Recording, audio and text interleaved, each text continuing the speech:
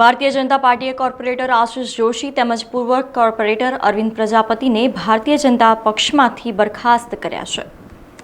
ભારતીય જનતા પાર્ટી ગત મોડી રાત્રે 12 કલાકે ભારતીય જનતા પાર્ટીના ચૂંટણી નિશાન પર જીતેલા વડોદરા મહાનગરપાલિકાના કોર્પોરેટર આશિષ જોશી તેમજ પૂર્વ કોર્પોરેટર અરવિંદ પ્રજાપતિને ભારતીય જનતા પક્ષમાંથી બરખાસ્ત કરવાની જાહેરાત કરી હતી। આ અંગે 2 પત્રો પણ જાહેર કરવામાં આવ્યા હતા। આ મામલે મ્યુનિસિપલ કોર્પોરેટર આશિષ જોશીએ આજે તીસરી આંખ ન્યૂઝ નેટવર્ક સાથેની વાતચીતમાં અનેક બાબતો પર સ્પષ્ટતા આપી હતી। શું ન્યાય માંગવો અધિકાર નથી અને હણીબોટ દુર્ઘટનાના પીડિતો માટે ન્યાયની લડત ચલાવી તે માટે આ કાર્યવાહી થઈ હોવાનું જણાવ્યું હતું। આશિષ જોશીએ અનેક ગંભીર પ્રકારના આક્ષેપોના નિવેદન આપ્યા હતા।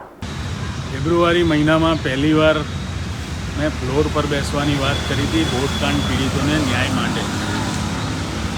ત્યારથી જ મને ખબર જ હતી કે આ પાર્ટીમાં ન્યાય માંગવો એ બહુ મોટો ગુનો છે અને હું ગુનો તો કરી બેઠો છું એ ન્યાય માંગવાનો, પણ સજા કદાચ 1 વર્ષ ને 4 મહિના પછી, એટલે મેં તૈયારી જ રાખી હતી કે મને ખબર જ હતી કે આ પ્રકારે અરણી બોટકાંડ પીડિતો માટે બોલવાથી મને એક ને એક દિવસ પાર્ટી આ પ્રકારનું પગલું ભરવાની છે।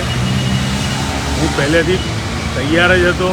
શહેરની નેતાગીરી અને પ્રદેશની નેતાગીરીમાં તાકાત હોય તો આ બધા જ પુરાવા વડાપ્રધાન મોદી સામે છાતી ઠોકીને મૂકે અને જાહેરમાં ચર્ચા કરે કે કયા પ્રકારનો ભ્રષ્ટાચાર આ વડોદરા શહેરમાં થયો પાછલા વર્ષોમાં, અને એ આ 12 બાળકો અને 2 શિક્ષિકાઓ મરતા ઉજાગર કરીને ગયા અને એમનો 14 જણનો ભોગ લેવાયો, પણ એમનો બદલો લેવાનો, એમના જીવનો બદલો લેવાની જગ્યાએ જે માતાઓ મુખ્યમંત્રીને રજૂઆત કરવા જાય છે એને આપણી બહાદુર પોલીસ ઉચકીને 3 કલાક સુધી ટોર્ચર કરે છે અને સાબિત કરવામાં આવે છે કે તમને કોણે મોકલ્યા, શાના માટે મોકલ્યા। એટલે આ પ્રકારની ન્યાય પ્રક્રિયા અહીંયા ચાલી રહી છે વડોદરા શહેરમાં। અમારા શહેર વિધાનસભાના ધારાસભ્ય આમાં કોઈ દિવસ એ પીડિત પરિવારોને મળવા સુદ્ધા નથી ગયા કે આમની દોગલી નીતિ છે કે કઈ રીતે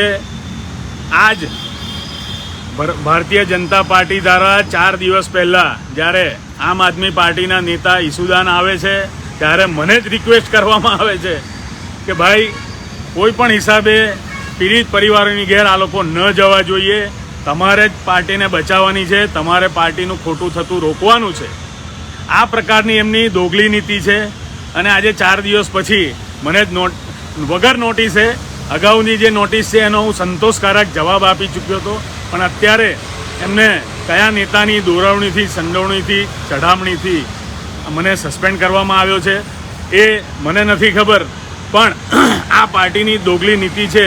તો સમગ્ર મામલે પ્રાથમિક અને સક્રિય સભ્ય તરીકે ભારતીય જનતા પાર્ટીમાંથી બરખાસ્ત કરવામાં આવેલા અરવિંદ પ્રજાપતિનો સંપર્ક કરતા તેમણે પ્રતિક્રિયા આપવાનું ટાળ્યું હતું। ભારતીય જનતા પાર્ટી વતી શહેર ભાજપના મહામંત્રી સત્યેન કુલાબકરે આ મામલામાં પ્રતિક્રિયા આપી હતી। પાર્ટી ચોક્કસપણે એવું માને છે કે શિસ્ત એ પાર્ટીનું કલેવર છે।